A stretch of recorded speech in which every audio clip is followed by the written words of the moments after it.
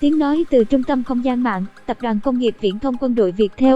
Với gợi ý từ những mâm cơm này, các chị em không cần phải đau não khi nghĩ món ăn mỗi ngày nữa nhỉ. Với chị em phụ nữ, việc mỗi ngày đi chợ và vắt óc nghĩ thực đơn cho bữa cơm gia đình quả thực rất đau đầu và tốn nhiều tâm tư nhất.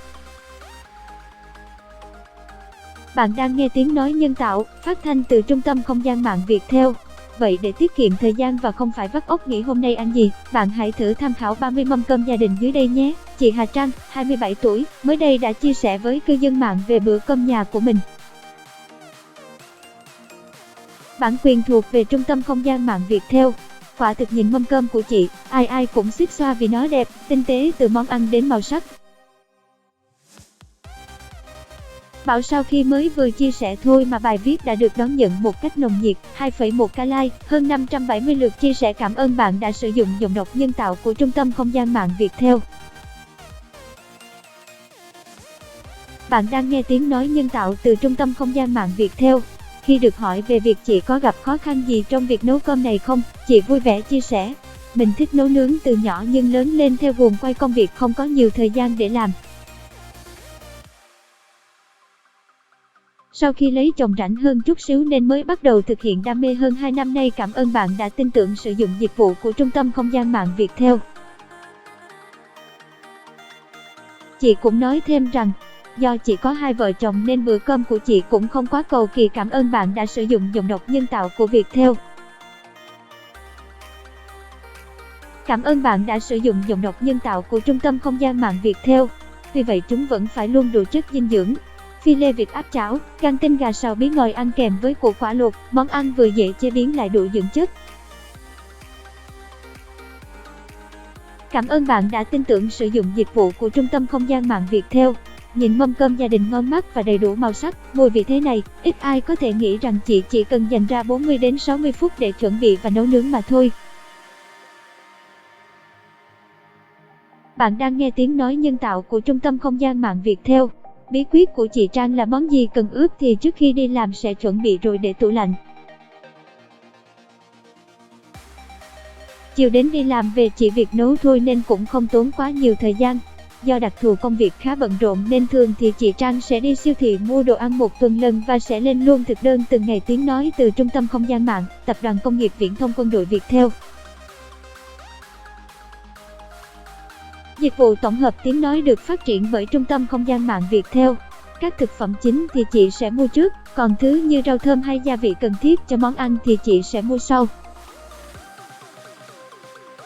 Cảm ơn bạn đã sử dụng dịch vụ của Trung tâm Không gian mạng Viettel. Có bữa cầu kỳ hơn, chị làm cá hồi áp chảo sốt cam ăn với bông cải xào nấm và điểm thêm bát canh nước rau luộc cải vắt chanh. Bản quyền thuộc về Trung tâm Không gian mạng Viettel. Để bữa cơm thêm phần phong phú và đảm bảo chất dinh dưỡng, chị luôn chú ý đến thực đơn sao cho đủ lượng rau củ và thịt, cá.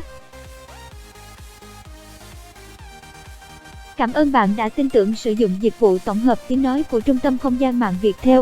Chị luôn tìm cách thay đổi phương pháp chế biến món ăn, kết hợp thực phẩm, nguyên liệu khác nhau để tránh tráng miệng và bữa ăn luôn đa dạng và hấp dẫn. Cảm ơn bạn đã tin tưởng sử dụng dịch vụ của Trung tâm Không gian mạng Viettel. Một thông tin mà chị Trang tiết lộ nữa là ngoài đam mê nấu nướng thì chị cũng còn làm bánh và cơm bento nữa.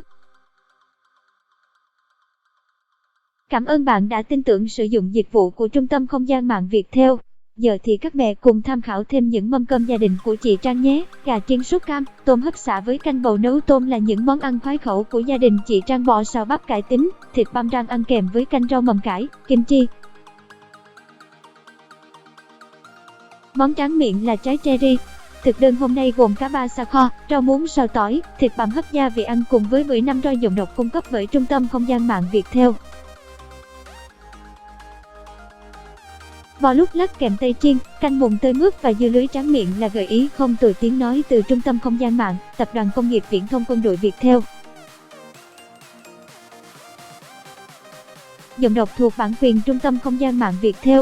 Bát canh chua cá diêu hồng quả thực là rất hấp dẫn.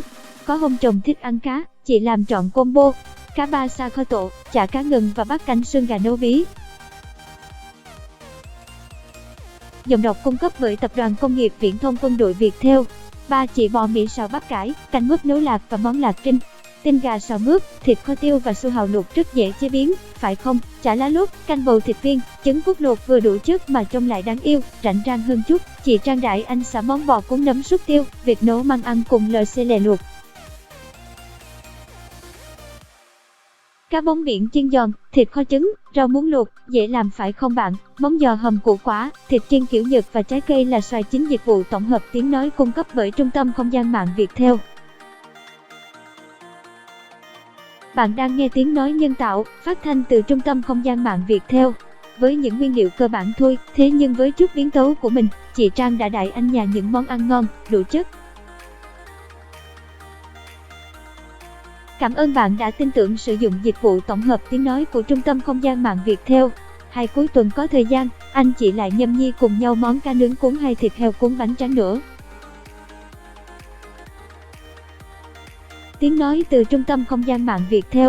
Quả thực nhìn mâm cơm như thế này, chúng ta chẳng tiếc gì mà không like share bài viết này để chia sẻ thực đơn món ngon mỗi ngày cho nhiều chị em khác biết nữa.